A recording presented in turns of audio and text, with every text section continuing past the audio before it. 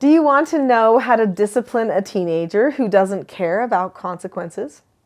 I'm Nicholeen Peck, and I teach all over the world about parenting, good communication, how to build strong family bonds, child development, and education, all through the lens of the principle self-government.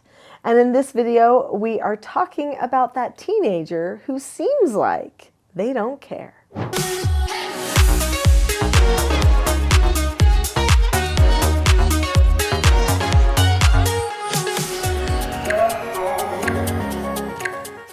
In this video, we're going to talk about whether they really care or not, what that could mean to us, and what steps you can take as the parent to help your child take more of a personal responsibility and interest in their own development and learning.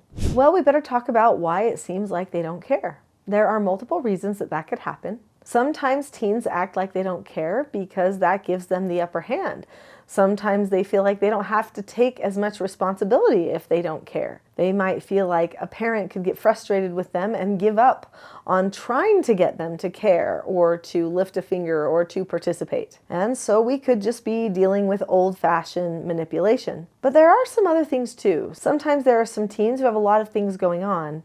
They've got extracurricular activities, lots of things with school and social life and church life and all the different things that are happening. And they just don't have the bandwidth to be able to do absolutely everything because they're at such a busy phase of life. And so they determine what's the most important, what's the least important. Well, some of the things like consequences or chores just get put to the bottom of the list. I mean, they're prioritizing their life, and that's where they're ending up, the bottom of the priority list. Of course, there are other reasons that teens might choose not to care. They might just really, truly not care if they've done anything wrong. They might be a rebel tendency child. And I do have videos here about the 4 types of tendencies and about rebel tendencies. So you may want to look into those if you're interested, if that might be your child that we're talking about. So teens are a little bit rebellious by nature, which means they can push back. They're trying to launch into adulthood. One of the main reasons that a teen is going to act like they don't care is so that you don't actually do the correction, so that you feel like it's not doing any good. And since you don't know what else to do, it just basically means they don't have to take responsibility. So what do you do if they act like they don't care and you're trying to do a correction? Well, the answer is actually fairly simple. You stay consistent and you do the correction anyway. But what you want to do is make sure you pre-teach ahead of time exactly how you will correct, exactly what consequences will happen. So in the TSG parenting course, which is on my website, teachingselfgovernment.com, I talk about how to pre-teach your children certain things. Like you're going to teach your teens the 4 basic skills. You're going to teach them the 5 teaching styles. You're going to teach them about meetings, problem solving, self-regulation, calmness. That's just a few of the things that we work on in the course. So once you have taught them a number of these things, especially things like accepting consequences and what you will do if they choose not to accept the consequence, which is something called intensive teaching, then if they choose not to accept their consequence, you just have to follow along with whatever you said that you would do.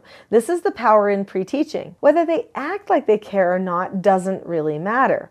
Now, if they're belligerent to you or they won't make eye contact or they're like, fine, I don't care, then you are going to want to move into something called the rule of 3. It's part of the intensive teaching process. It is a little bit more of an intricate skill, but it absolutely can be learned. You can learn it in the TSG parenting course. You also can learn it at the parenting mastery trainings. So I do those trainings a few times a year where we actually put you in groups and we teach you how to utilize all of the skills of self-government and how to implement them at your house. So you can look for that. In the process, you do 3 things 3 times: a pre-teach, an instruction, and then a feedback step or correction step. And then you do it again, and then you do it again. Only if needed. They can give you indicators that they don't need to go through the process after the first time if they are able to do all 5 steps of following an instruction. If you stick to your plan and you consistently follow through with it every time, they will succeed better,